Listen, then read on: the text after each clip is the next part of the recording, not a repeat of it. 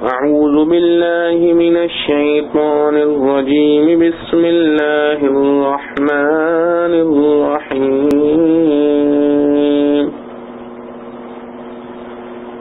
يا أيها الذين آمنوا لا تقولوا راعنا وقولوا انظرنا واسمعوا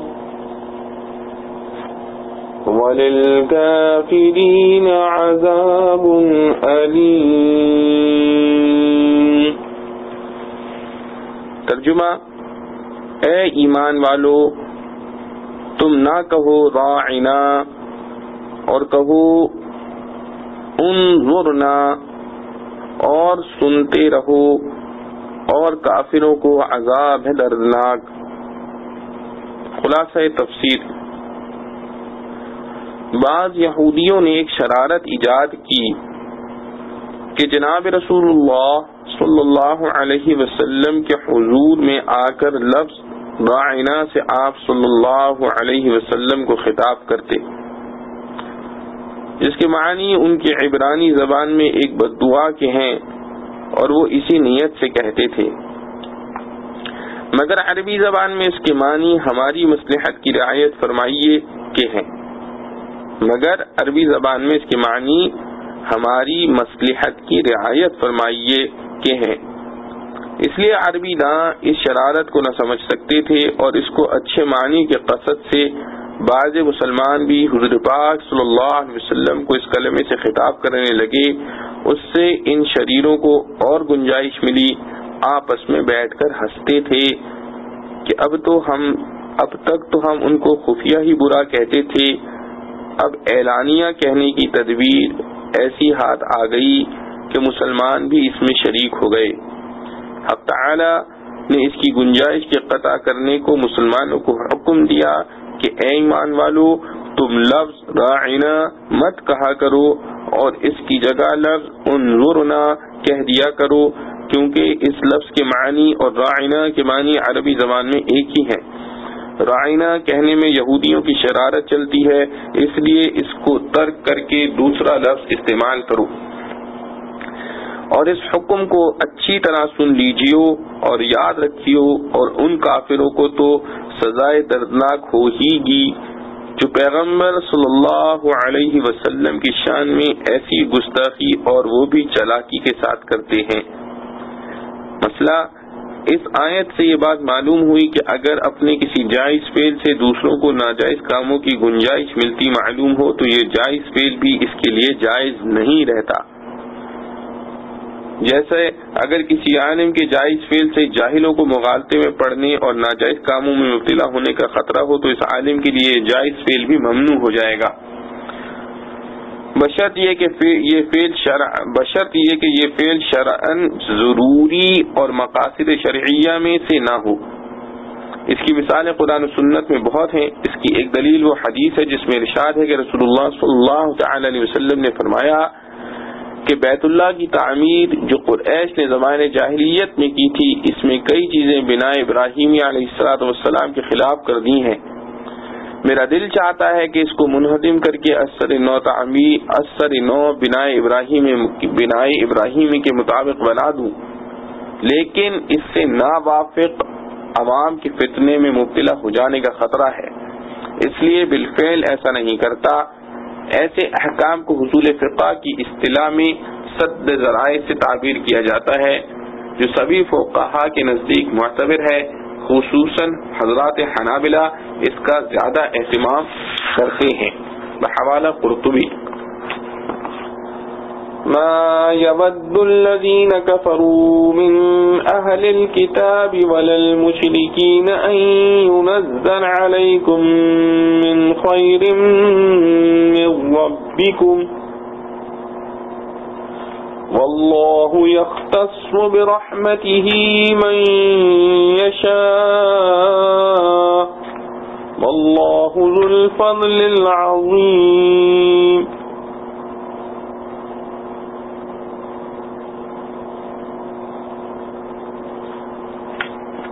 ترجمہ: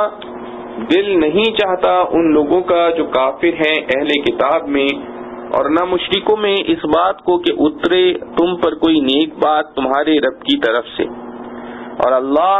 خاص کر لیتا ہے اپنی رحمت کے ساتھ جس کو چاہے، اور اللہ بڑے فضل والا ہے۔ خلاصہ تفسیر، رسول اللہ صلی اللہ علیہ وسلم کے ساتھ یہود کا جو برتاؤ تھا وہ اوپر کی آیت میں بیان کیا گیا۔ اب اس آیت میں یہود کا برتاؤ مسلمانوں کے ساتھ بیان کیا جا رہا ہے کہ بعض یہودی بعض مسلمانوں سے کہنے لگے کہ بخدا ہم دل سے تمہارے خیر خواہ ہیں اور ہزار جان سے پسند کرتے ہیں کہ تم کو دینی احکام ہمارے دینی احکام سے بہتر عنایت ہو تو ہم بھی ان کو قبول کریں، مگر کیا کیا جائے کہ تمہارا دین ہمارے دین سے اچھا ثابت نہیں ہوا۔ حق تعالی اس دعوی خیر خواہی کی تکذیب فرماتے ہیں کہ ذرا بھی پسند نہیں کرتے کافر لوگ، خواہ ان اہل کتاب میں سے ہوں اور خواہ مشرکین میں سے، اس امر کو کہ تم کو تمہارے پروردگار کی طرف سے کسی طرح کی بہتری بھی نصیب ہو، اور ان کے حسد سے کچھ بھی نہیں ہوتا، کیونکہ اللہ تعالی اپنی رحمت و عنایت کے ساتھ جس کو منظور ہوتا ہے مخصوص فرما لیتے ہیں، اور اللہ تعالی بڑے فضل کرنے والے ہیں۔ فائدہ،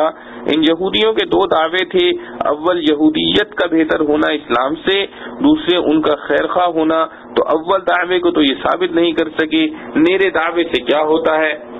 اور پھر یہ دعویٰ ہے بھی فضول سی بات، کیونکہ جب ناسخ آتا ہے تو منسوخ ترک کر دیا جاتا ہے، افضل غیر افضل کے فرق پر موقوف نہیں، لہذا بوجہ ظاہر اور کھلی ہوئی بات ہونے کے اس کا جواب یہاں ذکر نہیں کیا گیا۔ دوسرے دعوی خیر خواہی پر کلام کیا گیا ہے، اور اہل کتاب کے ساتھ مشرکین کا ذکر مضمون کو قوی اور موقت کرنے کے لیے کیا گیا کہ جس طرح مشرکین یقیناً تمہارے خیر خواہ نہیں، اسی طرح ان کو بھی سمجھو۔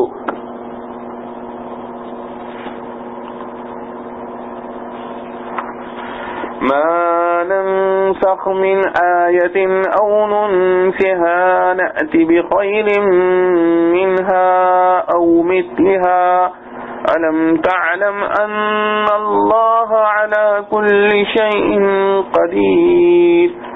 ألم تعلم أن الله له ملك السماوات والأرض وما لكم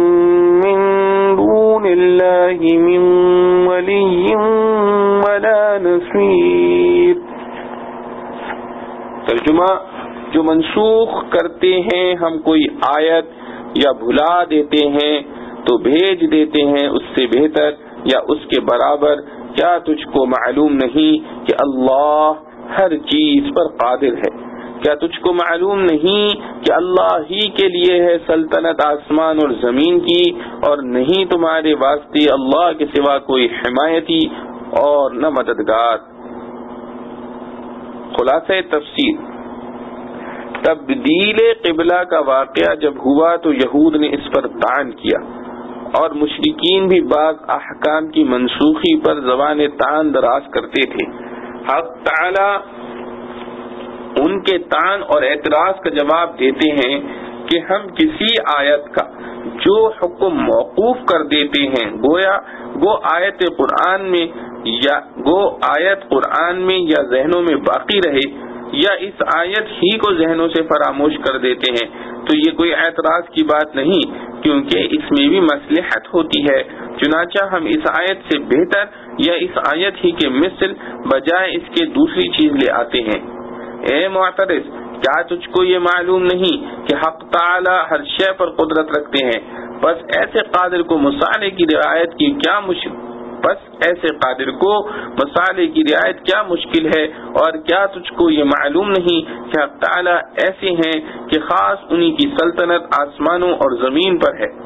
جب ان کی اس قدرت و سلطنت میں کوئی شریک و سہیم نہیں ہے تو ان مصلحتوں کی رعایت کر کے دوسرا حکم دے دینے میں کون مزاحمت کر سکتا ہے؟ غرض حکم ثانی کی تجویز سے بھی کوئی معنی نہیں، اور اس حکم کے جاری کر دینے میں بھی کوئی معنی نہیں، اور یہ بھی سمجھ رکھو کہ تمہارا حق تعالی کے سوا کوئی یاد و مددگار بھی نہیں، بس جب وہ یاد ہے تو احکام میں مصلحت کی ضرور رعایت کریں گے، اور جب مددگار ہے تو ان احکام پر عمل کرنے کے وقت تمہارے مخالفین کی مزاحمت سے بھی ضرور محفوظ رکھیں گے۔ البتہ اگر اس ضرر سے بڑھ کر کوئی نفع اخروی ملنے والا ہو تو ظاہراً مخالف کا مسلط ہو جانا اور بات ہے۔ معارف و مسائل۔ ما ننسخ من آیت او ننسها، اس آیت میں کسی آیت قرآن کے منسوخ ہونے کی جتنی صورتیں ہو سکتی ہیں سب کو جمع کر دیا۔ نسخ کے معنی لغت میں زائل کرنے اور لکھنے کے آتے ہیں۔ اس پر تمام مفسرین امت کا اتفاق ہے کہ اس آیت میں نسخ سے مراد کسی حکم کا زائل کرنا یعنی منسوخ کرنا ہے، اور اسی لیے اصطلاح کتاب و سنت میں نسخ ایک حکم کے بجائے کوئی دوسرا حکم جاری کرنے کو کہا جاتا ہے، خواہ وہ دوسرا حکم یہی ہو کہ سابق حکم بالکل ختم کر دیا جائے یا یہ ہو کہ اس کی جگہ دوسرا عمل بتلایا جائے۔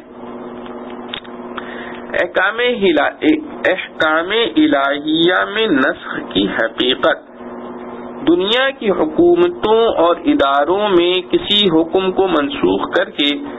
دوسرا حکم جاری کر دینا مشہور و معروف ہے، لیکن انسانوں کے احکام میں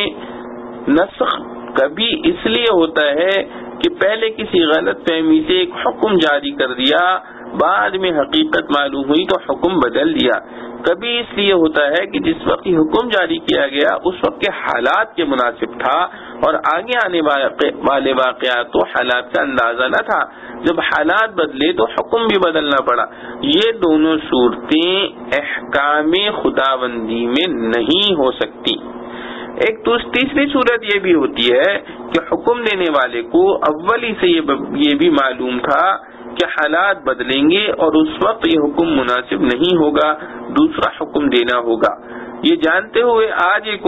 حکم دے دیا اور جب اپنے علم کے مطابق حالات بدلے تو اپنی قرارداد سابق کے مطابق حکم بھی بدل دیا۔ اس کی مثال ایسی ہے کہ مریض کے موجودہ حالات کو دیکھ کر حکیم یا ڈاکٹر ایک دوا تجویز کرتا ہے اور وہ جانتا ہے کہ 2 روز اس دوا کے استعمال کرنے کے بعد مریض کا حال بدلے گا، اس وقت مجھے دوسری دوا تجویز کرنا ہوگی۔ یہ سب کچھ جانتے ہوئے وہ پہلے دن ایک دوا تجویز کرتا ہے جو اس دن کے مناسب ہے، 2 دن کے بعد حالات بدلنے پر دوسری دوا تجویز کرتا ہے۔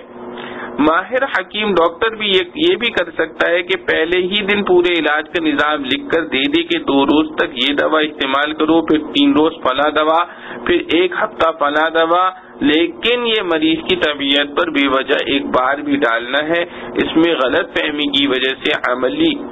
خلل کا بھی خطرہ ہے، اس لیے وہ پہلے ہی سے سب تفصیلات نہیں بتلاتا۔ اللہ جل شانہ کے احکام میں اور اس کی نازل کی ہوئی کتابوں میں صرف یہی آخری صورت نسخ کی ہو سکتی ہے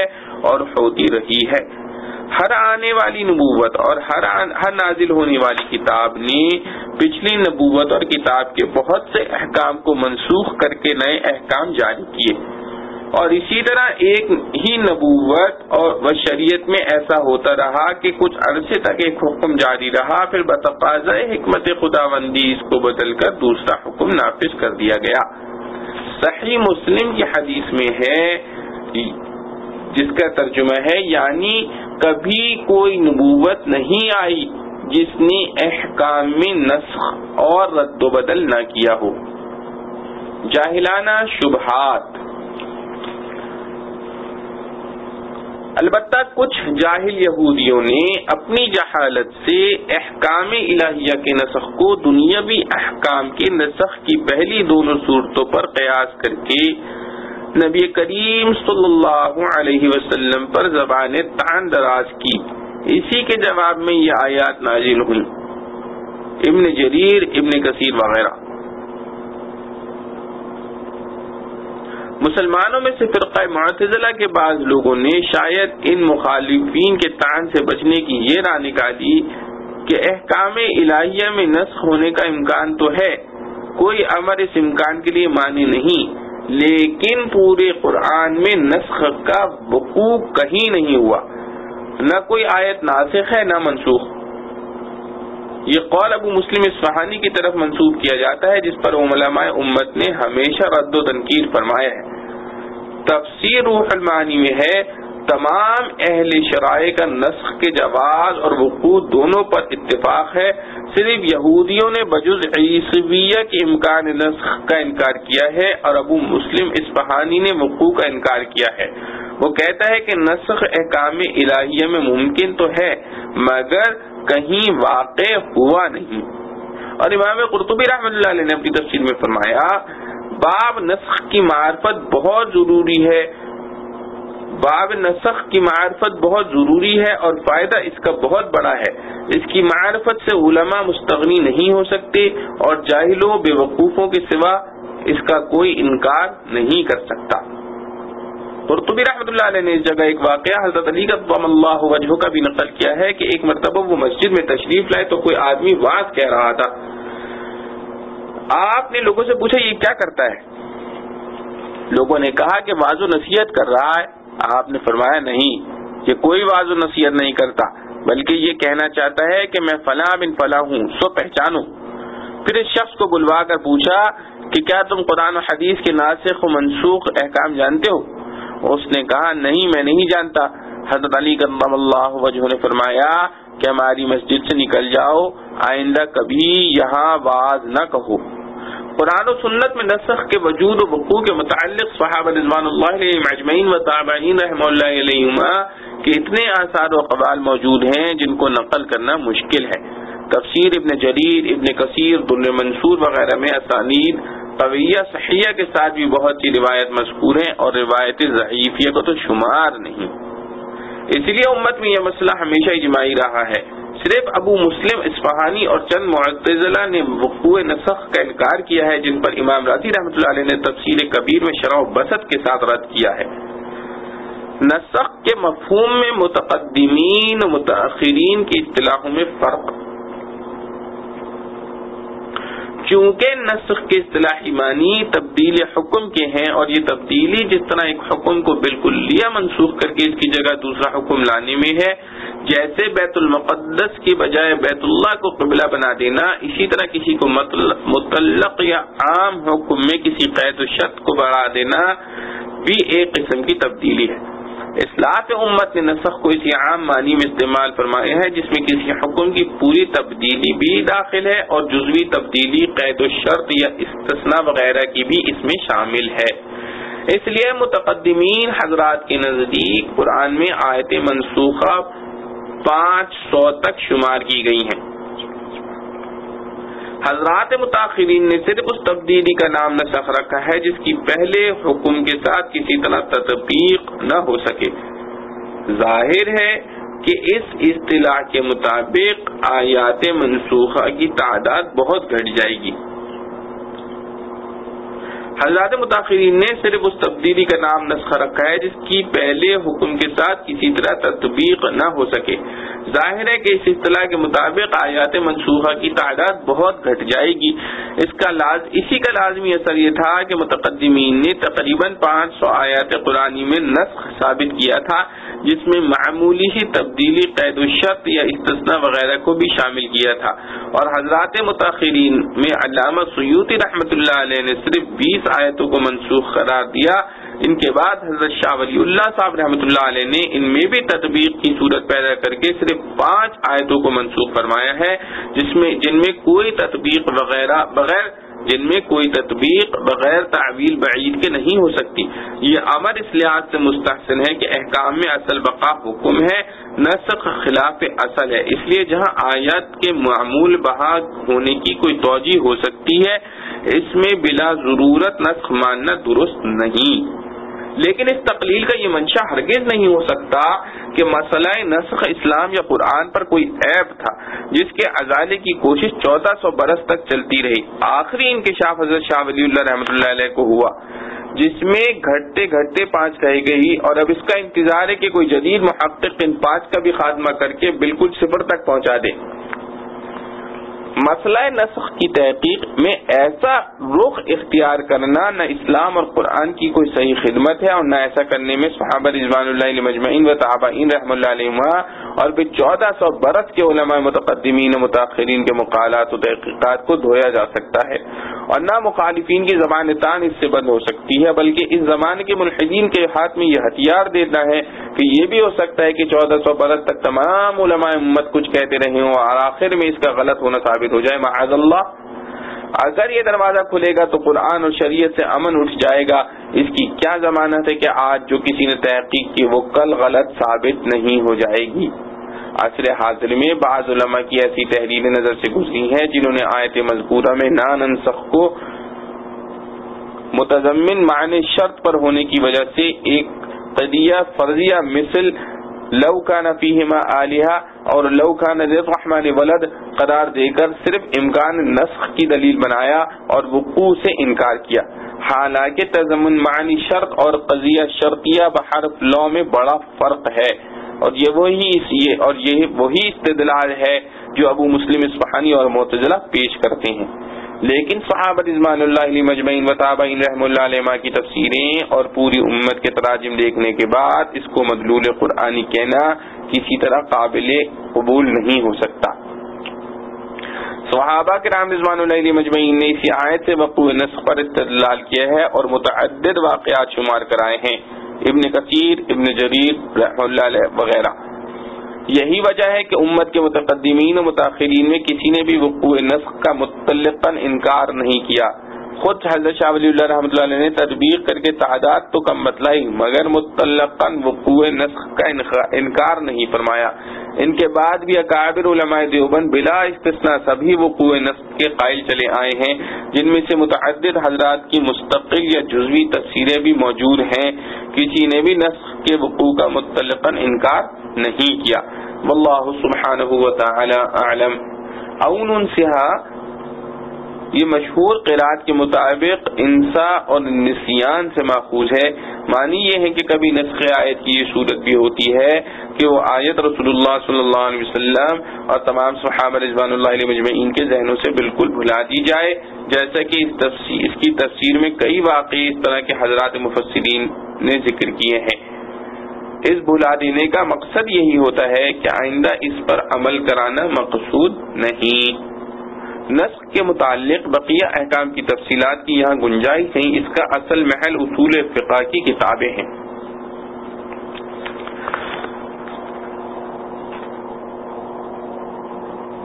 ام تريدون ان تسألوا رسولكم كما سئل موسى من قبل ومن يتبدل الكفر بالإيمان فقد ضل سواء السبيل۔ کیا تم مسلمان بھی چاہتے ہو کہ سوال کرو اپنے رسول سے جیسے سوال ہو چکے ہیں موسیٰ سے اس سے پہلے، اور جو کوئی کفر لیوے بدلے ایمان کے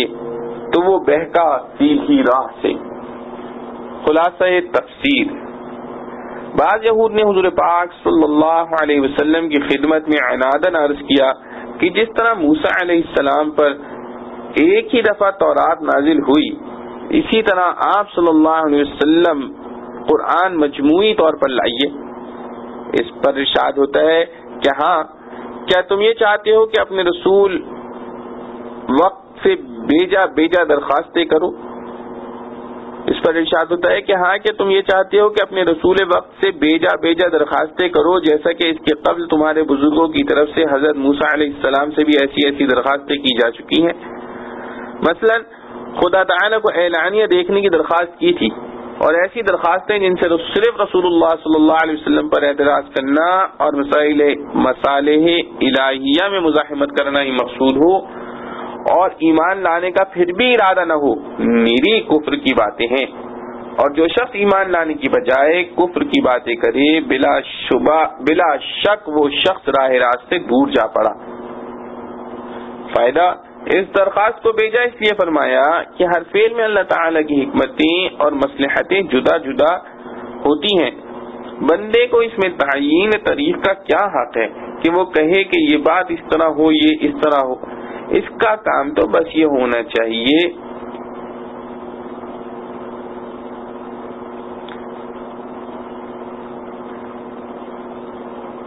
زباں تازہ کردن بقرار تو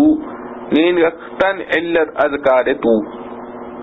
ترجمہ شیخ الہند رحمۃ اللہ علیہ میں یہ خطاب مسلمانوں سے قرار دیا ہے، اس کا حاصل مسلمانوں کو اس پر تنبیہ کرنا ہوگا کہ رسول صلی اللہ علیہ وسلم سے بیجا سوال نہ کیا کریں۔ وَدَّ كَثِيرٌ مِّنْ أَهْلِ الْكِتَابِ لَوْ يَرُدُّونَكُم مِّن بَعْدِ إِيمَانِكُمْ كُفَّارًا حَسَدًا مِّنْ عِندِ أَنفُسِهِم مِّن بَعْدِ مَا تَبَيَّنَ لَهُمُ الْحَقُّ فَاعْفُوا وَاصْفَحُوا حَتَّى يَأْتِيَ اللَّهُ بِأَمْرِهِ إِنَّ اللَّهَ عَلَى كُلِّ شَيْءٍ قَدِيرٌ۔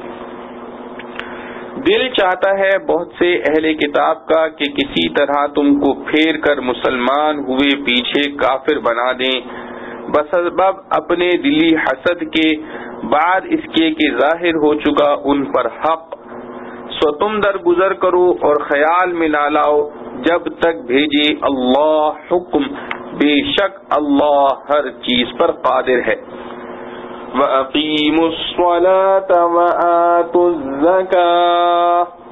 وَمَا تُقَدِّمُوا لِأَنفُسِكُم مِّن خَيْرٍ تَجِدُوهُ عِندَ اللَّهِ إِنَّ اللَّهَ بِمَا تَعْمَلُونَ بَصِيرٌ۔ اور قائم رکھو نماز اور دیتے رہو زکوٰۃ، اور جو کچھ آگے بھیج دو گے اپنے واسطے بھلائی پاؤ گے اس کو اللہ کے پاس، بے شک اللہ جو کچھ تم کرتے ہو سب دیکھتا ہے۔ خلاصہ تفسیر، بعض یہود شب و روز مختلف تدبیروں سے دوستی اور خیر خواہی کے پیرائے میں مسلمانوں کو اسلام سے پھیرنے کی کوشش کیا کرتے تھے، اور باوجود ناکامی کے اپنی دھن سے باز نہ آتے تھے۔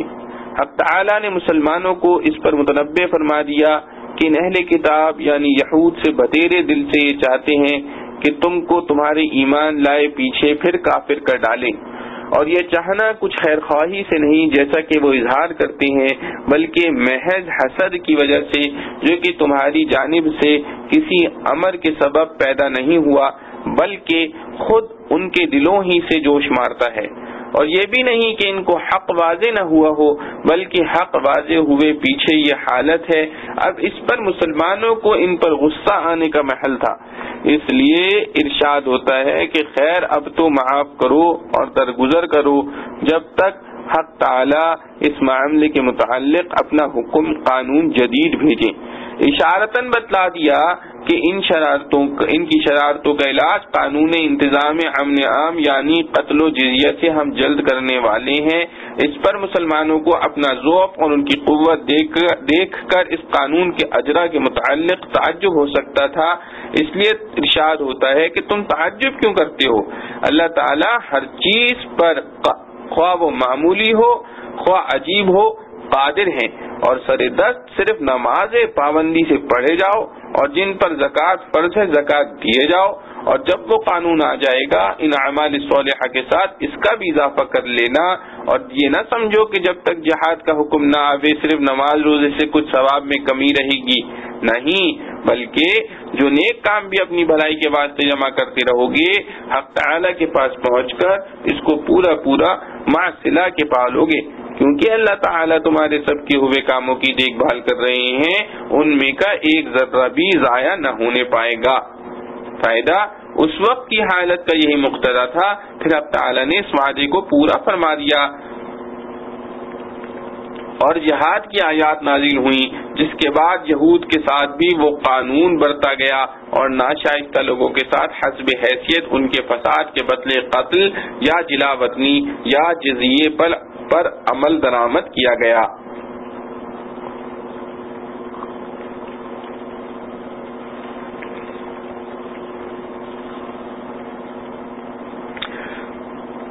وقالوا لن يدخل الجنة إلا من كان هودا أو نصارى تلك أمانيهم قل هاتوا برهانكم إن كنتم صادقين بلى من أسلم وجهه لله وهو محسن فله أجره عند ربه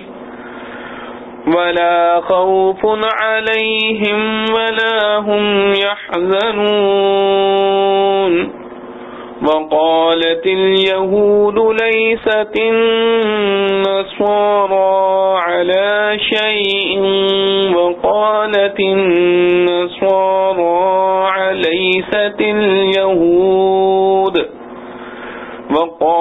النصارى ليست اليهود على شيء وهم يتلون الكتاب كذلك قال الذين لا يعلمون مثل قولهم فالله يحكم بينهم يوم القيامة فيما كانوا فيه يختلفون.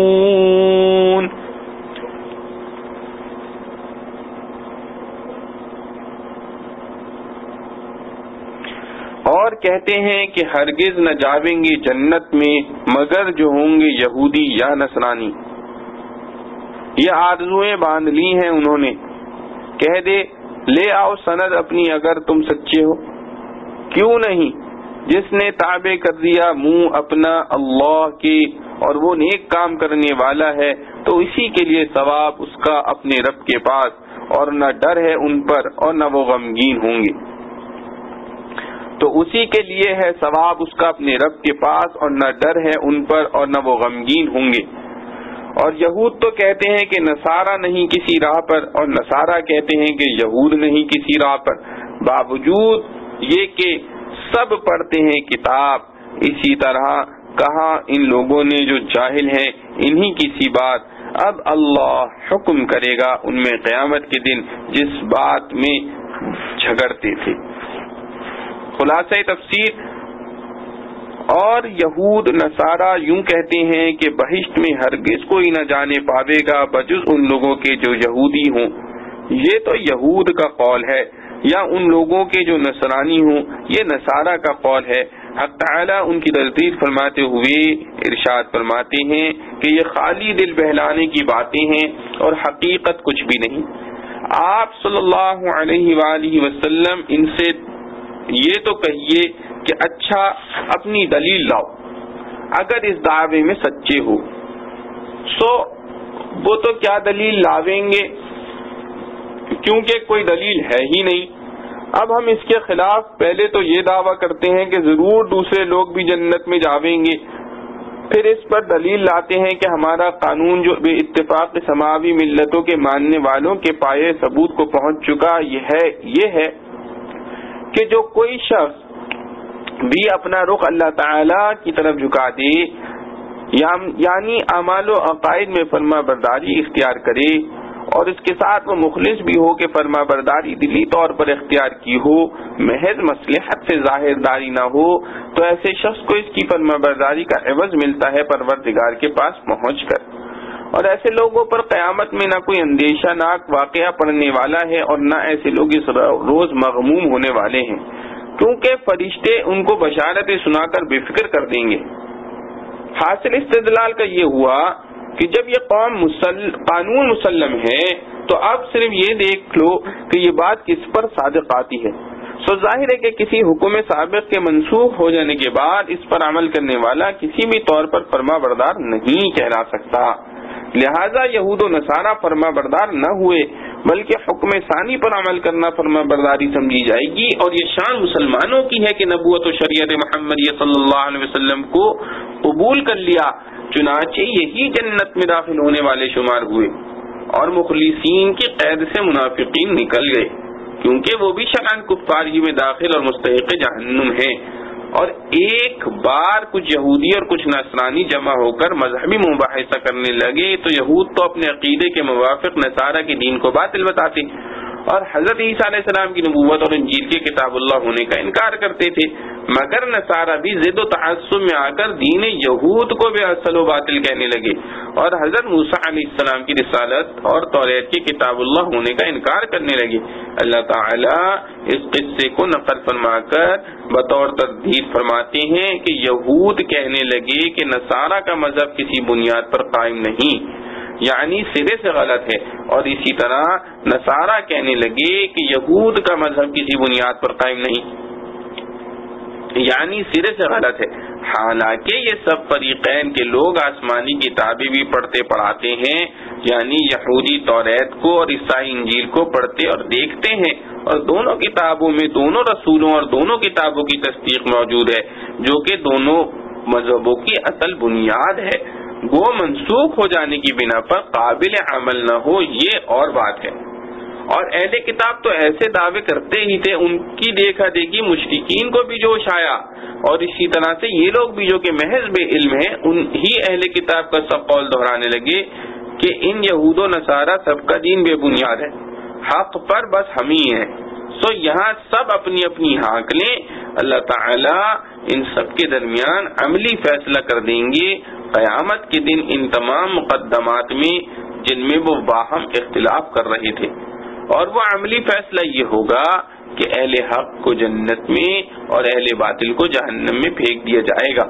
عملی فیصلے کی قید اس لیے لگائی کہ قولی اور برہانی فیصلہ تو عقلی اور نقلی دلائل کے ذریعے دنیا میں بھی ہو چکا ہے۔ معارف و مسائل، ان آیات میں اللہ تعالیٰ نے یہود و نصارہ کے باہمی اختلافات اور ایک دوسرے پر رد کا ذکر فرما کر ان کی نادانی اور اس میں اختلاف کے مضر اثرات کا بیان، پھر اس اصل حقیقت کا اظہار فرمایا ہے۔ ان تمام واقعات میں مسلمانوں کے لیے بڑی اہم ہدایات ہیں جن کا بیان آگے آتا ہے۔ یہود و نصارہ دونوں نے دین کی اصل حقیقت کو فراموش کر کے مذہب کے نام پر ایک قومیت بنا لی تھی، اور ان میں سے ہر ایک اپنی ہی قوم کے جنتی اور مقبول ہونے اور اپنے سوا تمام اقوام عالم کے دوزخی اور گمراہ ہونے کا معتقد تھا۔ اس نامعقول اختلاف کا نتیجہ یہ نکلا کہ مشرکین کو یہ کہنے کا موقع مل گیا کہ عیسائیت بھی بے بنیاد اور یہودیت بھی بے اصل، حق و صحیح بس ہماری بت پرستی ہے۔ حق تعالیٰ نے ان دونوں قوموں کی جہالت و گمراہی کے متعلق فرمایا کہ دونوں قومیں جنت میں جانے کے اصل سبب سے غافل ہیں، محض مذہب کے نام کی قومیت کے پیچھے پڑے ہوئے ہیں۔ حقیقت یہ ہے کہ مذہب یہود ہو یا نصارہ یا اسلام، ان سب کی اصل روح دو چیزیں ہیں۔ ایک یہ کہ بندہ دل و جان سے اپنے آپ کو خدا کے سپرد کر دے، اس کی اطاعت و فرما برداری کو اپنا عقیدہ و مذہب سمجھے، چاہے یہ کسی مذہب میں حاصل ہو۔ حقیقت دین و مذہب کو فراموش کر کے پس پوچھ ڈال کر یہودی یا نصرانی قومیت کو اپنا مقصد بنا لینا دین و مذہب سے ناواقفیت اور گمراہی ہے۔ دوسری بات یہ ہے کہ جنت میں جانے کے لیے صرف یہ بھی کافی نہیں کہ کوئی آدمی اپنے دل سے خدا کی فرما برداری کا قصد تو درست کر لے، مگر اطاعت فرما برداری اور عبادت کے طریقے اپنے ذہن و خیال کے مطابق گھڑ لے، بلکہ یہ ضروری ہے کہ عبادت و اطاعت میں امتثال امر کے طریقے بھی وہی اختیار کرے جو خدا تعالی نے اپنے رسول صلی اللہ علیہ وسلم کے ذریعے بتائے اور متعین کیے ہوں۔ پہلی بات بلا من اسلم کے ذریعے اور دوسری وہو محسن کے ذریعے واضح کی گئی ہے، جس سے معلوم ہوا کہ نجات اخروی اور دخول جنت کے لیے صرف قصد اطاعت کافی نہیں بلکہ حسن عمل بھی ضروری ہے، اور حسن عمل کا مصداق وہی تعلیم و طریقہ ہے جو قرآن اور سنت رسول خیر الانام صلی اللہ علیہ وسلم کے مطابق ہو۔ نسلی مسلمان ہو یا یہودی اور نصرانی، اللہ کے یہاں اس کی کوئی قیمت نہیں، اصل چیز ایمان اور عمل صالح ہے۔ جو شخص ان بنیادی اصولوں میں سے کسی بھی اصول کو چھوڑ دے، خواہ وہ یہودی ہو یا نصرانی یا مسلمان، اور پھر محض نام کی قومیت کے زوم میں اپنے آپ کو جنت کا ٹھیکیدار سمجھ لے، تو یہ صرف اس کی خود فریبی ہے جس کا حقیقت سے دور کا بھی واسطہ نہیں۔ اللہ تعالیٰ کے نزدیک کوئی بھی ان ناموں کا سہارا لے کے قریب نہیں ہو سکتا، نہ مقبول بن سکتا ہے، جب تک اس میں ایمان و عمل صالح کی روح موجود نہ ہو۔ پھر اصول ایمان تو ہر رسول اور ہر شریعت کے زمانے میں مشترک و یکساں رہے ہیں، البتہ عمل صالح اور مقبول کی شکلیں کچھ عدلتی بدلتی رہتی ہیں۔ تورات کے زمانے میں عمل صالح وہ سمجھا گیا جو حضرت موسیٰ علیہ السلام اور توریت کی تعلیم کے مطابق تھا۔ انجیل کے دور میں عمل صالح یقیناً وہی عمل تھا جو حضرت عیسیٰ علیہ السلام اور انجیل کی تعلیم سے مطابقت رکھتا تھا، اور اب قرآن کے زمانے میں وہی عمل صالح کہے جانے کا مستحق ہوگا جو نبی آخر الزمان صلی اللہ علیہ وسلم کے فرمان اور ان کی لائی ہوئی اللہ کی کتاب قرآن مجید کی ہدایت کے مطابق ہوگا۔ خلاصہ کلام یہ ہے کہ یہود و نصارہ کے اس اختلاف کے بارے میں اللہ تعالیٰ نے یہ فیصلہ فرمایا کہ دونوں قوتیں جہالت کی باتیں کر رہی ہیں، دونوں میں سے کوئی بھی جنت کا ٹھیکیدار نہیں، اور نہ ہی دونوں کے مذہب بے بنیاد اور بے اصل ہیں، بلکہ دونوں مذہبوں کی صحیح بنیاد موجود ہے۔ غلط فہمی کا سبب اصلی یہ ہے کہ انہوں نے مذہب و ملت کی اصل روح یعنی عقائد و اعمال اور نظریات کو چھوڑ کر نسلی یا وطنی بنیاد پر کسی قوم کو یہود ٹھہرا لیا اور کسی کو نصرانی سمجھ لیا۔ جو یہود کی نسل سے ہو یا یہود کے شہر میں بستا ہو یا مردم شماری میں اپنے آپ کو یہودی بتاتا ہو، اس کو یہود سمجھ لیا گیا۔ اسی طرح نصرانیوں کی تشخیص و تعیین کی گئی، حالانکہ اصول ایمان کو توڑ کر اور اعمال صالحہ سے منہ موڑ کر نہ کوئی یہودی یہودی رہتا ہے، نہ نصرانی نصرانی۔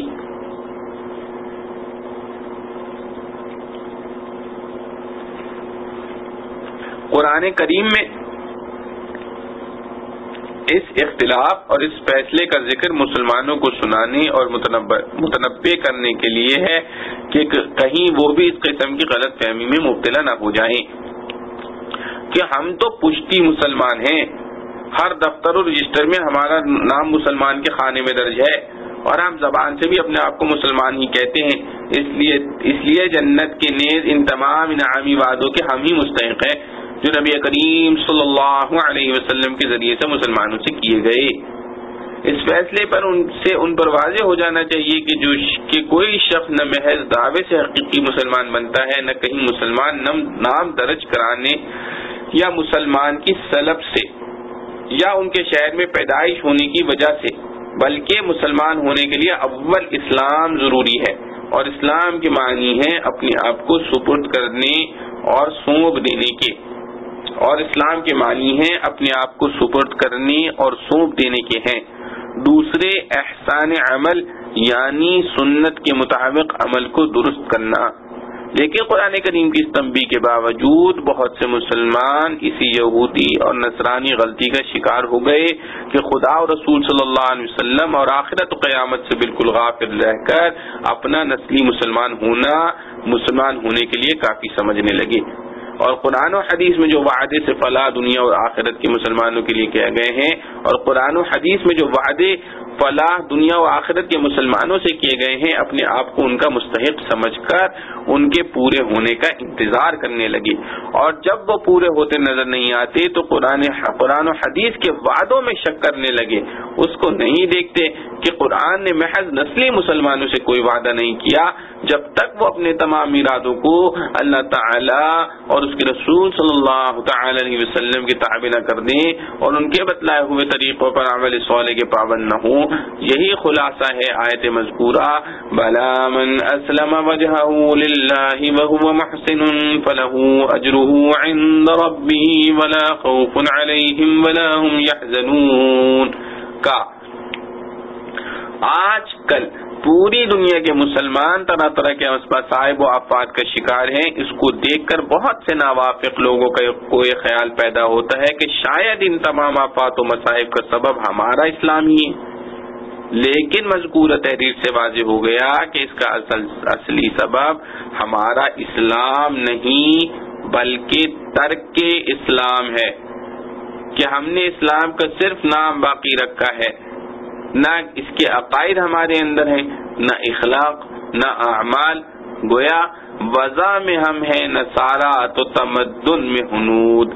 شعر ہے وضع میں ہم ہیں نصارا تو تمدن میں ہنود۔ پھر ہمیں کیا حق ہے کہ اسلام اور مسلم کے لیے کیے ہوئے وعدوں اور انعاموں کا ہم انتظار کریں؟ البتہ یہاں یہ سوال پیدا ہو سکتا ہے کہ ہم کچھ بھی صحیح نام تو اسلام کا لیتے ہیں، اللہ تعالیٰ اور اس کے رسول صلی اللہ علیہ وسلم کے نام لیوا تو ہیں، اور جو کفار کھلے طور پر اللہ تعالیٰ و رسول صلی اللہ علیہ وسلم کی مخالفت کرتے ہیں، اسلام کا نام لینا بھی پسند نہیں کرتے، وہ تو آج دنیا میں ہر طرح کی ترقی کر رہے ہیں، بڑی بڑی حکومتوں کے مالک بنے ہوئے ہیں، دنیا کی صنعتوں اور تجارتوں کے ٹھیکیدار بنے ہوئے ہیں۔ اگر ہماری بدعملی کی وجہ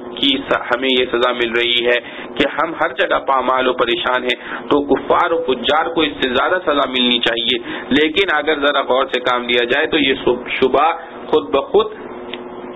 رفع ہو جائے گا۔ اول تو اس لیے کہ دوست اور دشمن کے ساتھ معاملہ یکساں نہیں ہوا کرتا، دوست کو قدم قدم اور بات بات پر ٹوکا جاتا ہے،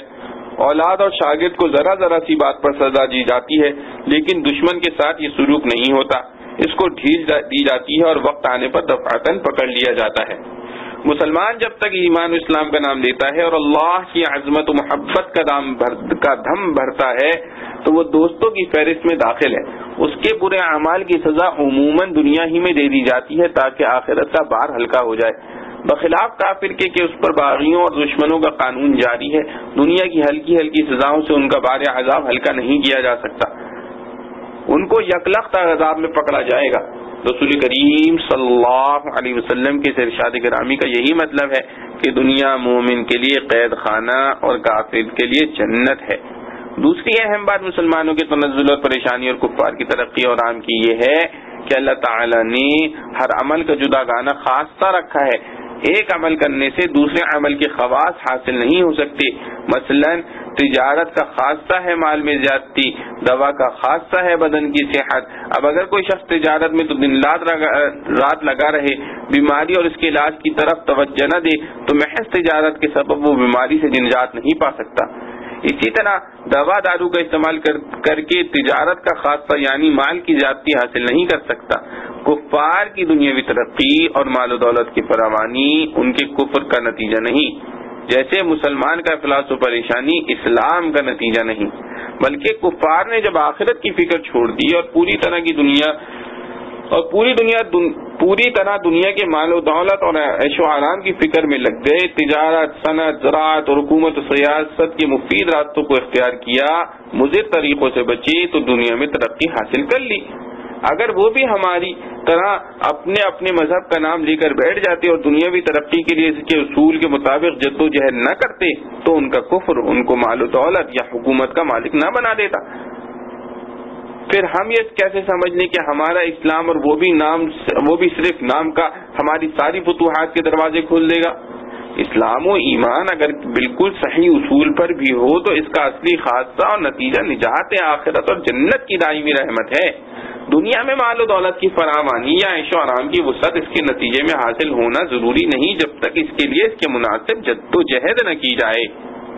اور یہ بات تجربے سے ثابت ہے کہ جہاں کہیں اور جب کوئی مسلمان تجارت و صنعت، حکومت و سیاست کے اصول صحیحہ کو سیکھ کر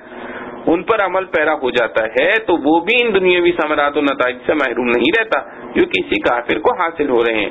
اس سے واضح ہوا کہ دنیا میں ہمارا افلاس و احتیاج اور مصائب و آفات ہمارے اسلام کا نتیجہ نہیں بلکہ ایک طرف اسلامی اخلاق و اعمال چھوڑنے کا اور دوسری طرف ان تمام کاموں سے منہ موڑنے کا نتیجہ ہے جن کے عمل میں لانے سے مال و دولت میں زیادتی ہوا کرتی ہے۔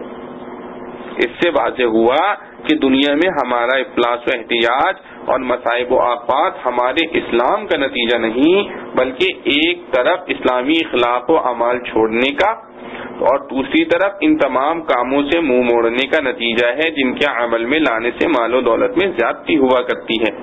افسوس ہے کہ ہمیں جب یورپ والوں کے ساتھ اختلاط کا اتفاق پیش آیا تو ہم نے ان سے صرف ان کا کفر اور آخرت سے غفلت اور بے حیائی و بد اخلاقی تو سب سیکھ لی، لیکن ان کے وہ اعمال نہ سیکھے جن کی وجہ سے وہ دنیا میں کامیاب نظر آتے ہیں۔ جس مقصد کے لیے کھڑے ہوں اس کے پیچھے انتہا کوشش، معاملے کی سچائی، بات کی سچائی اور دنیا میں اثر و رسوخ حاصل کرنے کے نئے نئے طریقے جو در حقیقت اسلام ہی کی اصلی تعلیمات ہیں، ہم نے ان کو دیکھ کر بھی اس کی نقل اتارنے کی کوشش نہ کی، تو یہ قصور ہمارے اسلام کا ہے یا ہمارا اپنا قصور ہے؟ الغرض قرآن کی ان آیات نے واضح کر دیا کہ محض نسلی طور پر اسلام کا نام رکھ لینا کسی نتیجے پر نہیں پہنچا سکتا جب تک ایمان اور عمل صالح کو مکمل طور پر اختیار نہ کیا جائے۔ وآخر دعوانا ان الحمد للہ رب العالمین۔